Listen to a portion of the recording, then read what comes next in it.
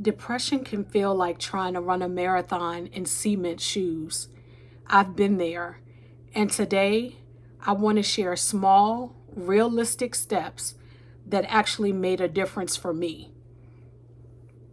Depression often feels too big to tackle at once. And I remember when I was going through my depression, I had just had my fifth miscarriage. I was laid off from my job, and I had experienced church hurt, spiritual abuse at a church, and I had just left a church. So I was so down and depressed. And taking tiny, consistent steps matters more than grand gestures. And so some days it was hard for me to get out of bed, y'all. So literally just getting up and putting on clothes and taking a shower was one of those tiny steps that I had to do. Today's steps are about progress and not perfection.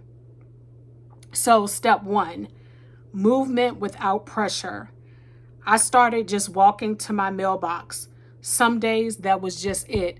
And when I tell y'all, I'm not lying to you, I would put on my pajamas or already have on my pajamas, and I would just walk to my mailbox, get the mail, wave at or say hello to anybody I pass, and then come back in the house, get back in the bed, and do the same thing the next day.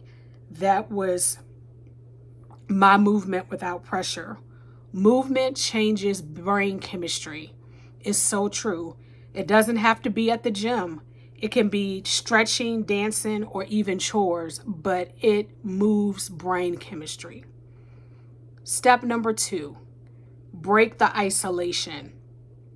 Depression lies and says you're alone. I started texting one friend just a day just to say hi. So that was how I broke the isolation. That was like my small step in breaking the isolation. I would just text one friend just to say hi. And guess what? If they responded to me, most of the time I wouldn't even respond back. But my hi was all I could give. That was all I had capacity for. Connection doesn't have to be long conversations. It could be simple, I'm thinking of you. So I would do hi or I'm thinking of you, and that's it. Because that's all I had to give. Step number 3, micro goals. I wrote down 3 things to do each day: eat, shower, go outside. And that was what success looked like for me. So I would shower, I would eat breakfast or dinner or lunch, one or the other. And some of them I would skip, I'm not going to lie. And then I would go outside. And when I say go outside, sometimes I would just open up the door and step outside on the porch and let the sun hit my face and walk right back inside. Or sometimes I would sit on the steps and just be in silence. So that was those were my micro goals. So you need to set micro goals. Step 4, seek professional help. Therapy and medication aren't failures, they're tools.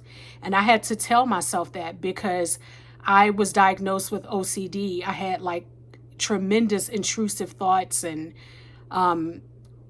just a lot of stuff going on mentally. And so I thought taking medicine meant that I was crazy because of the stigma, because of the stereotype, oh, you taking medicine and that means you must be crazy. When I realized, no, it's a tool that I need to use to heal. And realizing that asking for help is strength and not weakness. Like, it's letting somebody know like, hey, I need help. And step 5, celebrate survival, not productivity. Some days getting out of bed is a victory. Celebrate that. Healing isn't linear, so you have to be kind to yourself. You are not your depression. Small steps count, and you got to keep going. Comment one small thing that you did today so we can celebrate together. If this video helped you, make some comments, talk about it. Let's talk about it together. And I look forward to seeing you on the next video.